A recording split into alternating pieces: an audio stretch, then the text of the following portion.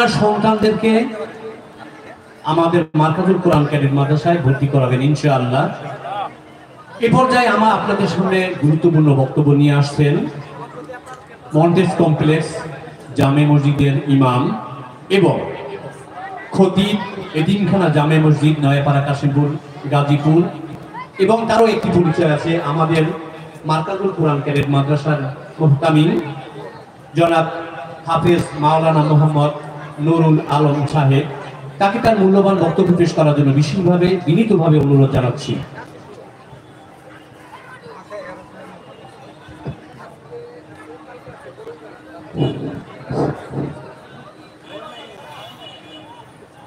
আসসালামু আলাইকুম ওয়া রাহমাতুল্লাহি ওয়া বারাকাতুহু।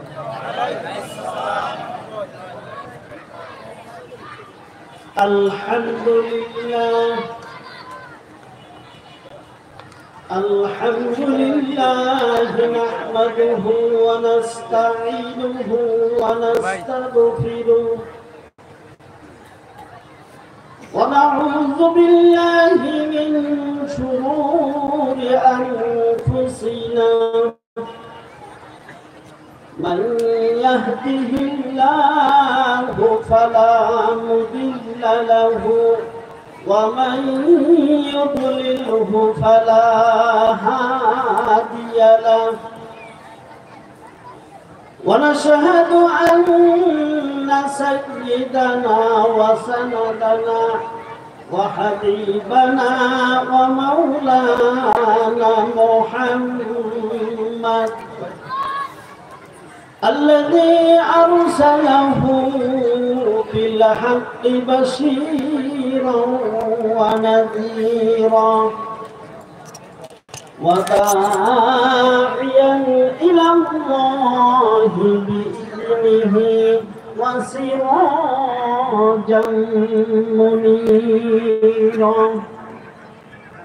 إن الله وملائكته يصلون على النبي يا أيها الذين آمنوا صلوا عليه وسلموا تسليما بلغ العلا بكماله كشف الدجى بجماله حسنت جميع خصاله صلوا عليه وآله بلغ العلا بكماله كشف الدجى بجماله حسنت جميع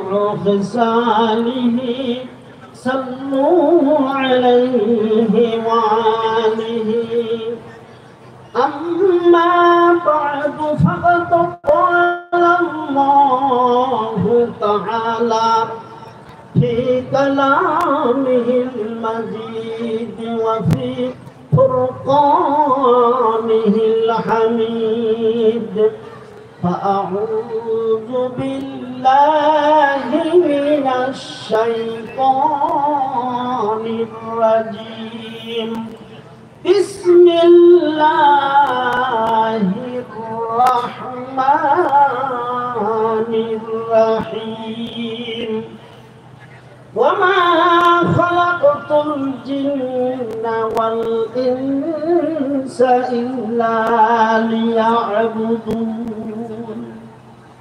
إلى آخر الآية। সমস্ত প্রশংসা সেই মহান রব্বুল আলামিনের প্রতি, যে মহান রব্বুল আলামিন আজকের মন্ডল গ্রুপের গার্মেন্টস শ্রমিকদের উদ্যোগে তাফসীরুল কোরআন মাহফিলে আসার মতো এবং বসার মতো সুযোগ করে দিয়েছেন। সেই রব্বুল আলামিনের শুকরিয়া আদায় করণার্থে আমরা একবার মুহাব্বতের সাথে বলে নেই আলহামদুলিল্লাহ। অতঃপর সেই রাসূলের প্রতি দরুদ, যে রাসূল সাল্লাল্লাহু আলাইহি ওয়াসাল্লামকে সৃষ্টি না করলে বিশ্ব মণ্ডল সৌরজগৎ তথা পৃথিবীর কোনো কিছুই সৃষ্টি করা হতো না।